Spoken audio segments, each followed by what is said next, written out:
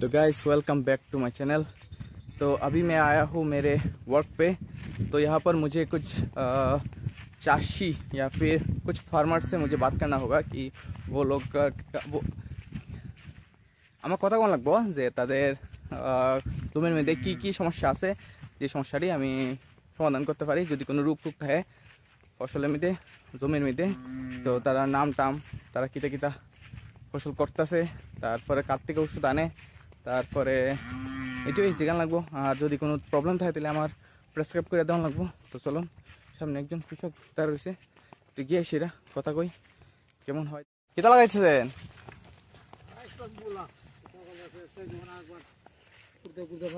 মূলা উঠছিল না?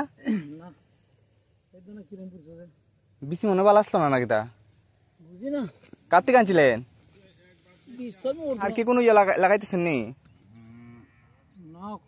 কিছু লাগাইছি না।